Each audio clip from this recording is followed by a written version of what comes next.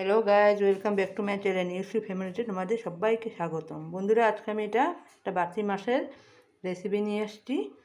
এর মধ্যে আমি কী কী এড করছি দেখো। এখানে বেগুন আছে, টমেটো আছে, আলু আছে, আর এখানে আমি সরষেটাকে আগে পেস্ট করে রেখেছি, মাছটাও আগে ভেজে রেখেছি। এখন কি করছি দেখো। কড়াইয়ের মধ্যে তেলটা দিয়ে দিয়েছি, গরম হয়ে গেছে। এখন আমি এটার মধ্যে একটু কালোজিরা এড করে দিচ্ছি আর একটু সামান্য পেঁয়াজ ফোড়ন দিয়ে দিচ্ছি।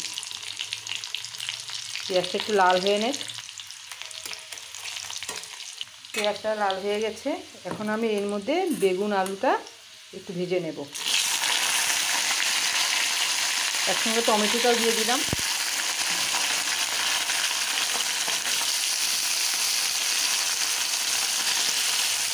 এখন এর মধ্যে একটু হলুদ এড করে দিচ্ছি আমি, স্বাদ মতো নুন। এখন এটাকে একটু ভালো করে ভেজে নেব। কম আছে একটু ঢেকে রাখবো।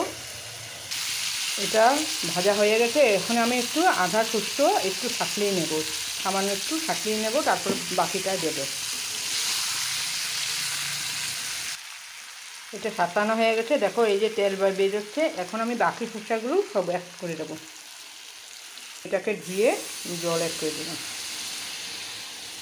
এখন এই মাছগুলো আমি এক এক করে ঝোলের মধ্যে দিয়ে দেবো।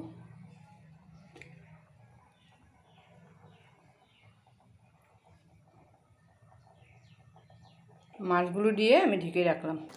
এটা হয়ে গেছে। এখন আমি নামানোর আগে একটুখানি কাঁচা তেল অ্যাড করে দিচ্ছি।